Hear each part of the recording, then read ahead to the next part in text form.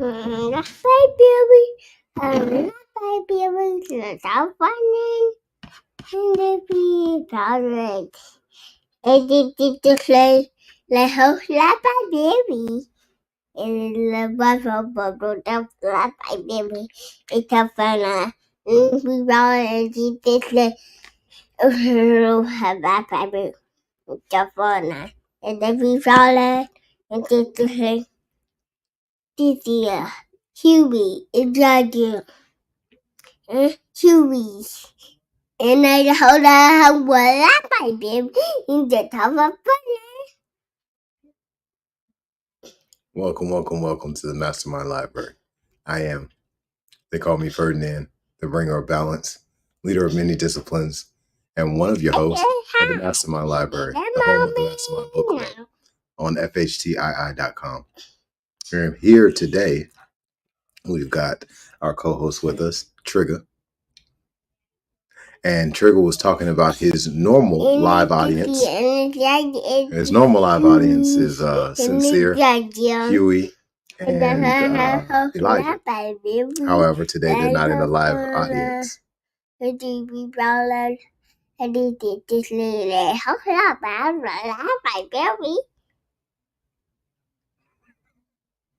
What Trigger said. So yes, today in the MasterMind Library, we are on episode 112, and we are going to be on chapter 12 of Simulacra Simulation. So in the meantime, we're going to go ahead and head on over to the book and move to chapter 12, which is called Crash. All right. So we're moving along in Simulacra Simulation. We're actually getting closer and closer to the end of that journey. Very, very thankful for each of you who have taken the journey with us. Very, very appreciative of that. And we'll be starting a new book soon. But while we are in Simulacra Simulation, we are going to really enjoy this this process. We're going to enjoy this ability to look at the real and properly discern from the real from what's not real.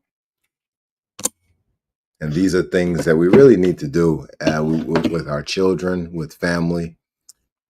It's powerful to take a look at the current reality that we are living by and to truly understand whether it is the real reality. What is real? What is the real? What is the fake? What is hyperreal? What are all these things? And simulacra and simulation is helping us have a deeper perspective on that. All right, so let's go on into Crash. Let's make this a little larger for everybody, all of our audience back home to be able to see easily. All right, y'all. So we're gonna go ahead and get started. Let's see. Yeah, buddy, we're gonna get started. All right, you ready for nap time? Mm-hmm. Okay, come on, let's go to nap time. All right. Good job, man. You're such a good boy. Appreciate you. All right. From a classical, even cybernetic perspective, technology is an extension of the body. It is the functional sophistication of a human organism that permits it to be equal to nature and to invest triumphantly in nature. From Marx to McLuhan, the same functionalist vision of machines and language. They are relays, extensions, media mediators. Nature ideally destined to become the organic body of man. In this rational perspective, the body itself is nothing but a medium. On the other hand, in the apocalyptic Baroque version of Crash 1, technology is the mortal deconstruction of the body, no longer a functional medium, but the extension of death, the dismemberment and cutting to pieces, not in the pejorative illusion of a lost unity of the subject, which is still the horizon of psychoanalysis, but in the explosive vision of a body delivered to symbolic wombs, of a body confused with technology in its violating and violent dimension, in the savage and continual surgery that violence exercises, incisions, excisions, scarifications, the chasms of the body, of which the sexual wounds and pleasures of the body are only a particular case, and mechanical servitude in work, its pacified caricature, a body without organs or pleasure of the organs, entirely subjected to the mark, to cutting, to the technical scar, under the shining sign of a sexuality without a referential and without limits. Her mutilation and death became a coronation of her image at the hands of a colliding technology, a celebration of her individual limbs and facial planes, gestures and skin tones. Each of the spectators at the accident site would carry away an image of the violent transformation of this woman, of the complex of wounds that fused together her own sexuality and the hard technology of the automobile. Each of them would join his own imagination, the tender membranes of his mucous surfaces, his grooves of erectile tissue, to the wounds of this minor actress through the medium of his own motor car, touching them as he drove in a medley of stylized postures.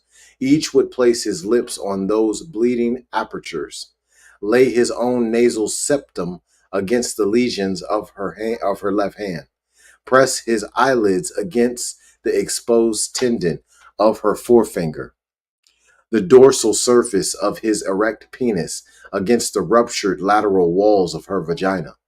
The automobile crash had made possible the final and longed for union of the actress and the members of her audience. Technology is never grasped except in the automobile accident. That is to say, in the violence done to technology itself and in the violence done to the body. It is the same. Any shock, any blow, any impact, all the metallurgy of the accident can be read in the semiurgy of the body. Neither an anatomy nor a physiology, but a semiurgy of contusions, scars, mutilations, wounds that are so many new sexual organs opened on the body. In this way, gathering the body as labor in the order of production is opposed to the dispersion of the body as anagram in the order of mutilation. Goodbye, erogenous zones. Everything becomes a whole to offer itself to the discharge reflex. But above all, in primitive initiation tortures, which are not ours, the whole body becomes a sign to offer itself to the exchange of bodily signs, body and technology diffracting their bewildered signs through each other, carnal abstraction and design. No effect behind all that, no psychology, no flux or desire, no libido or death drive. Naturally, death is implicated in an unlimited exploration of the possible violence done to the body. But this is never, as in sadism or masochism, with an express or perverse aim of violence, a distortion of meaning and of sex. In relation to what? No repressed unconscious effects or representations, except in a second reading that would still re-inject a force meaning based on the psychoanalytic model. The non-meaning, the savagery of this mixture of the body and of technology is imminent. It is the immediate reversion of one to the other, and from this results a sexuality without precedent, a sort of potential vertical linked to the pure inscription of the empty signs of this body, symbolic ritual of incision and marks, like the graffiti on New York subways. Another point in common, it is no longer a question, in Crash, of accidental signs that would only appear at the margins of the system. The accident is no longer this inter, interstitial bricolage that is still in that it still is in the highway accident, the residual bricolage of the death drive for the new leisure classes. The car is not the appendix of a domestic immobile universe. There is no longer a private and domestic universe. There are only incessant figures of circulation, and the accident is everywhere. The elementary, irreversible figure, the banality of the anomaly of death. It is no longer at the margin. It is at the heart. It is no longer the exception to a triumphal rationality. It has become the rule. It has devoured the rule. It is no longer even the accursed share, the one conceded to destiny by the system itself and included in its general reckoning. Everything is reversed.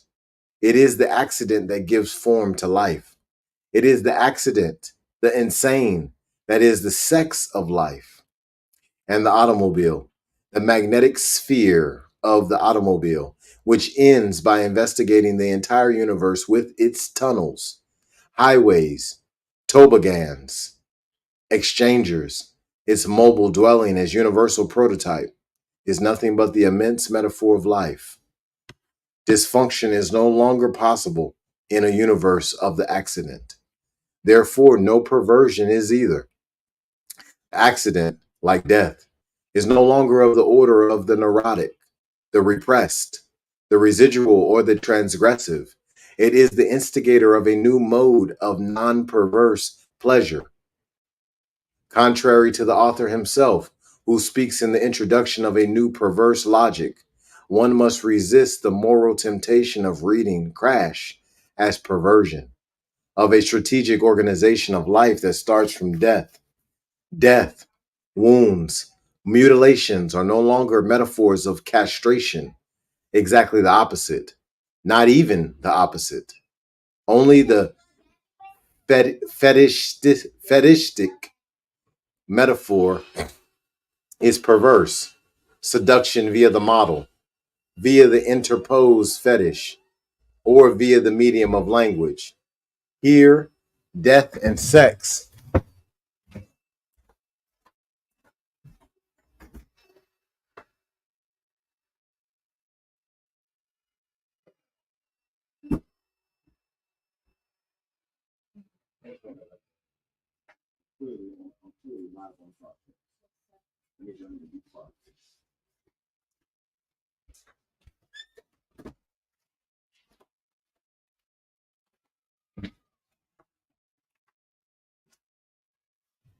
There you go, buddy.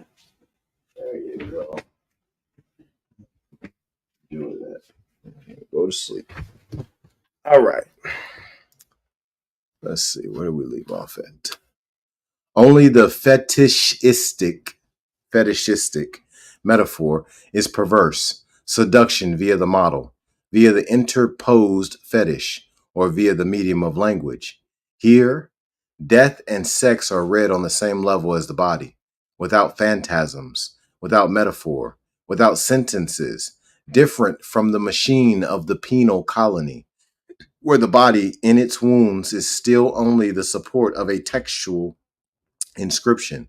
Thus, one, Kafka's machine, is still Puritan, repressive, a signifying machine. Deleuze would say, because denuded of meaning and because it is the simple mirror of torn up bodies. And Vaughn's body is in its turn the mirror of bent chrome, of crumpled fenders, of sheet iron stained with sperm, bodies and technology combined, seduced, inextricable. As Vaughn turned the car into a filling station courtyard, the scarlet light from the neon sign over the portico flared across these grainy photographs of appalling injuries.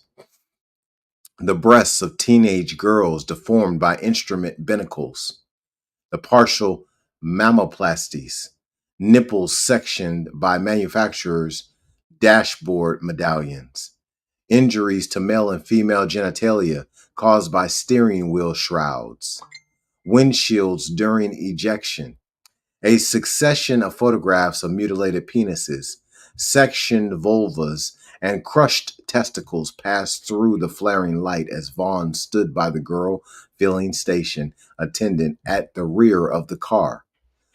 jocularly talking to her about her body. In several of the photographs, the source of the wound was indicated by a detail of the portion of the car which had caused the injury.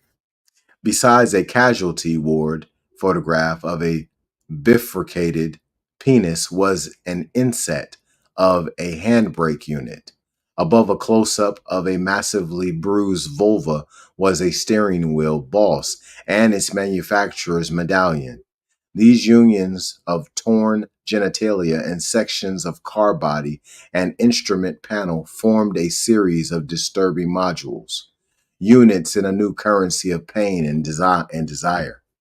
Each mark, each trace, each scar left on the body is like an artificial invagination, like the scarifications of savages, which are always a vehement response to the absence of the body. Only the wounded body exists symbolically for itself and for others. Sexual desire is never anything but the possibility bodies have of combining and exchanging their signs. Now, the few natural orifices to which one usually attaches sex and sexual activities are nothing next to all the possible wounds, all the artificial orifices. But why artificial? All the breaches through which the body is reversibilized and, like certain topological spaces, no longer knows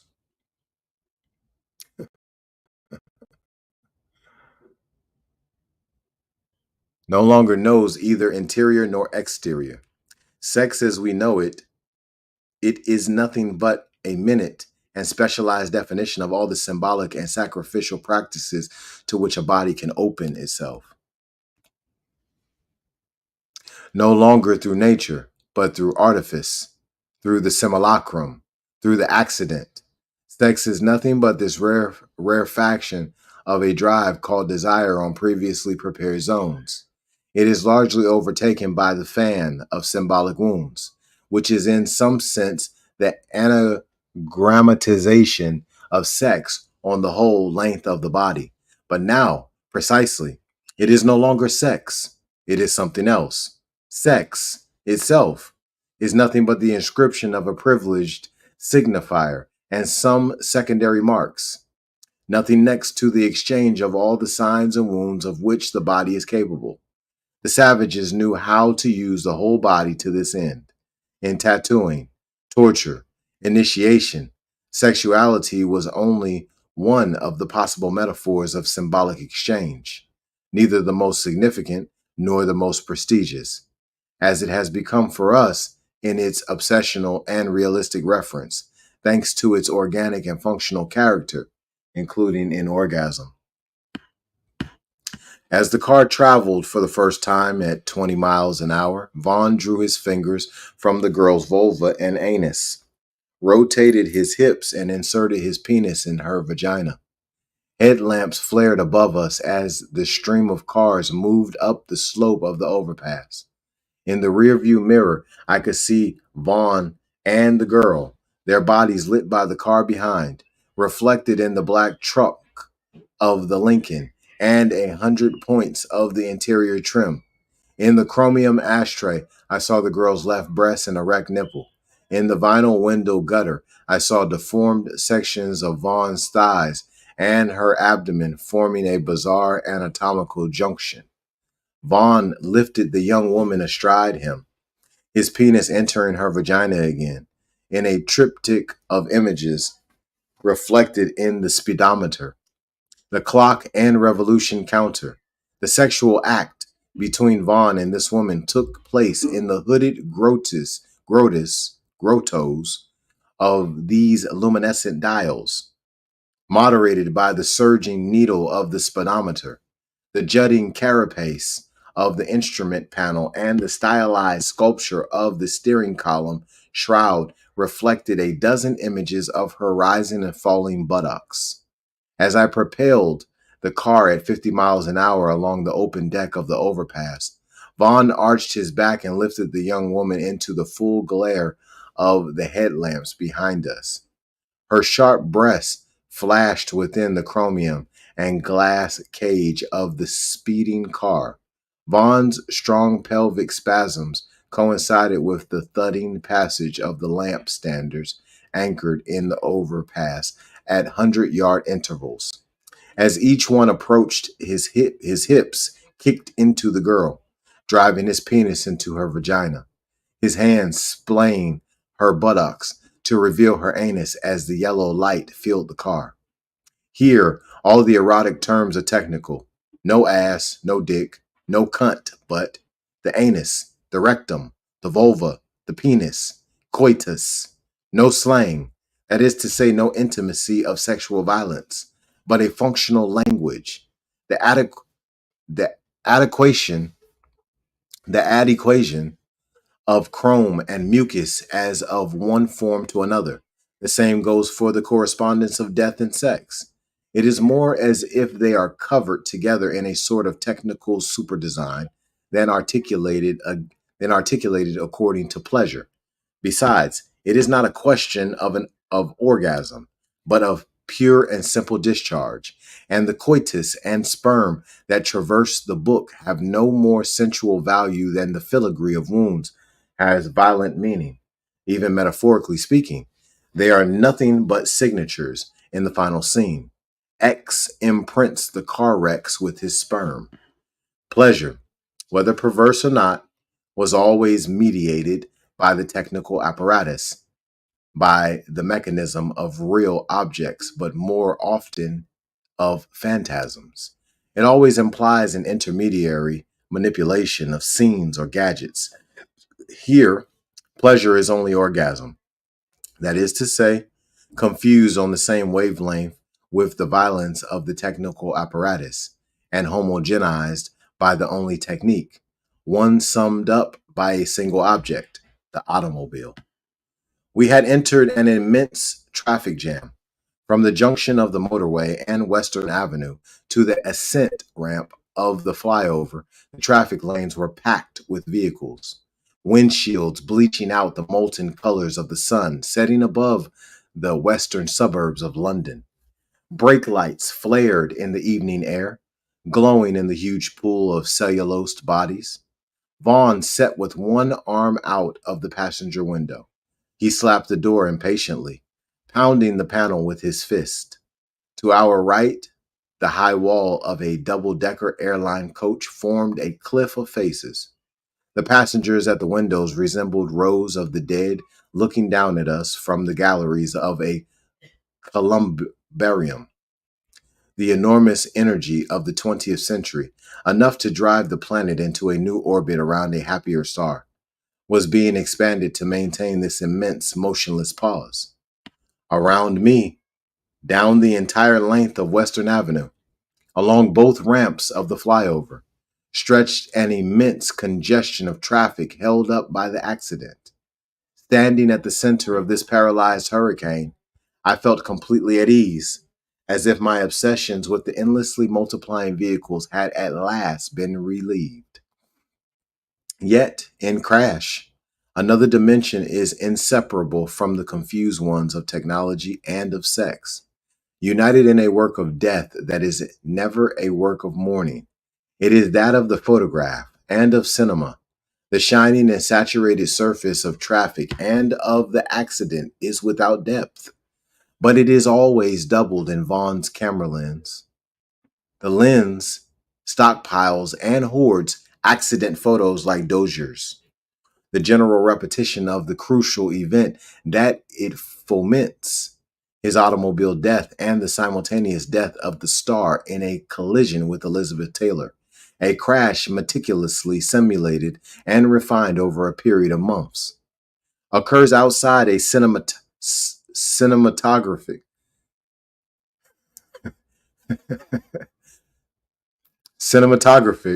take. This universe would be nothing without this hyper-real disconnection. Only the doubling, the unfolding of the visual medium in the second degree can produce the fusion of technology, sex, and death. But in fact, the photographed here is not a medium, nor is it of the order of representation. It is not a question of supplementary abstraction of the image, nor of a spectacular compulsion. And Vaughn's position is never that of the voyeur or the pervert. The photographic film, like transistorized music in automobiles and apartments, is part of the universal, hyperreal, metallized, and corporal layer of traffic and flows. The photo is no more of a medium than technology or the body. All the simultaneous in a universe where the anticipation of the event coincides with the reproduction, indeed with its real production. No more temporal depth either, just like the past. The future ceases to exist in turn. In fact, it is the eye of the camera that is substituted for time, just as it is for any other depth, that of effect, space, language.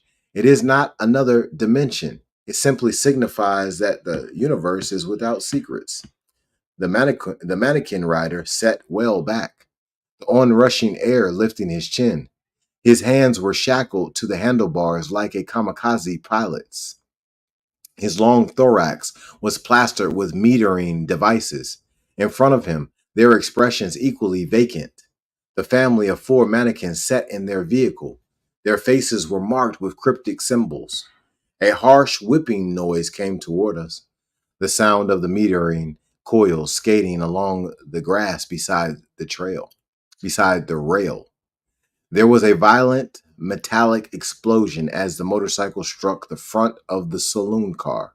The two vehicles veered sideways towards the line of startled spectators. I regained my balance, involuntarily holding Vaughn's shoulder as the motorcycle and its driver sailed over the bonnet of the cars and struck the windshield, then careened across the roof in a black mass of fragments. The car plunged 10 feet back on its hawsers. It came to rest astride the rails. The bonnet, windshield, and roof had been crushed by the impact. Inside the cabin, the lopsided family lurched across each other, the decapitated torso of the front seat woman passenger embedded in the fractured windshield. Shavings of fiberglass from its face and shoulders speckled the glass around the test car like silver snow, a death confetti. Helen Remington held my arm.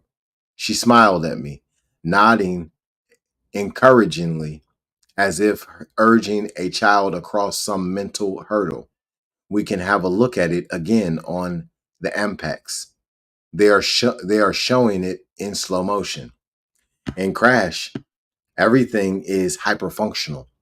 Since traffic and accident, technology and death, sex and simulation are like a single, large, synchronous machine.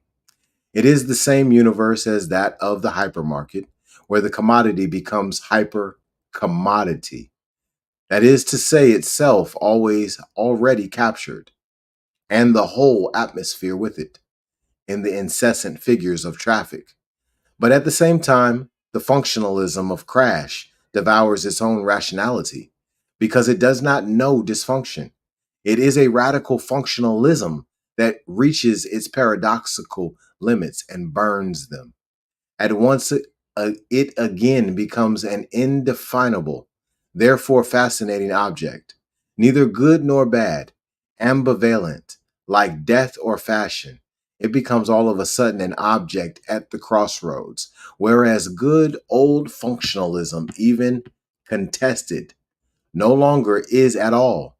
That is to say, it becomes a path leading more quickly than the main road, or leading where the main road does not lead, or better yet, and to parody litter in a pataphysical mode, a path leading nowhere, but leading there faster than the others. This is what distinguishes Crash from all science fiction, or almost all, which most of the time still revolves around the old couple function dysfunction. which it projects in the future along the same lines of force and the same finalities that are those of the normal universe. There, fiction surpasses reality, or the opposite, but according to the same rules of the game. In Crash, no more fiction or reality. It is hyper-reality that abolishes both. Not even a critical regression is possible. This mutating and commuting world of simulation and death, this violently sexed world, but one without a desire, full of violated and violent bodies, as if neutralized. This chromatic world and metallic intensity, but one void of sensuality, hyper technology without finality. Is it good or bad? We will never know. It is simply fascinating, though this fascination does not imply a value judgment. There lies the miracle of Crash. Nowhere does this moral gaze surface, the critical judgment that is still part of the functionality of the old world. Crash is hypercriticism. They're also in contrast to its author, who, in the introduction, speaks of the warning against that brutal, erotic, and overlit realm that beckons more and more persuasively to us from the margins of the technological landscape. Few books, few films reach this resolution of all finality, of critical negativity, this dull splendor of banality or of violence. Nashville, Clockwork Orange. After Borges, but in another register, Crash is the first great novel of the universe of simulation, the one with which we all now be concerned, which the one with which we will all now be concerned, a symbolic universe, but one which, through a sort of reversal of the mass mediated substance, neon, concrete, car, erotic machinery, appears as if traversed by an intense force of initiation. The last of the ambulances drove away, its siren wailing. The spectator returned to their cars or climbed the embankment to the break in the wire fence. An adolescent girl in a denim suit walked past us, her young man with an arm around her waist. He held her right breast with the back of his hand, stroking her nipple with his knuckles. They stepped into a beach buggy slashed with pennants and yellow paint and drove off, horn hooting eccentrically. A burly man in a truck driver's jacket helped his wife up the embankment, a hand on her buttocks.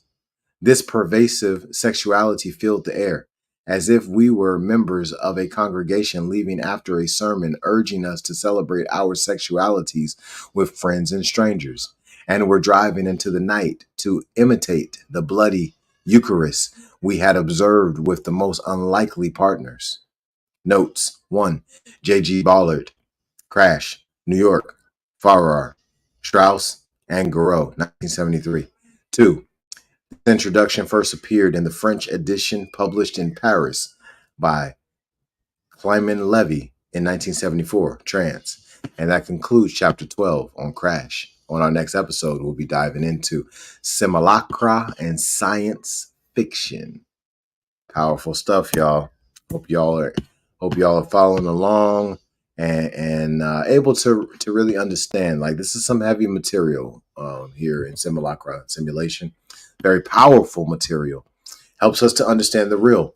Make no mistake about it, the vast majority of us have been living a dream within a dream within a dream and don't even know it. The socioeconomic landscape that we live in, this is a dream within a dream. It's not my opinion. This is a fact. The real world that we actually live in doesn't have buildings. It doesn't have Chick-fil-A. It doesn't have Chipotle. It doesn't have all of these comforts. The real world is nature. The real world is the spirit world. Y'all be blessed and continue to expose your gift.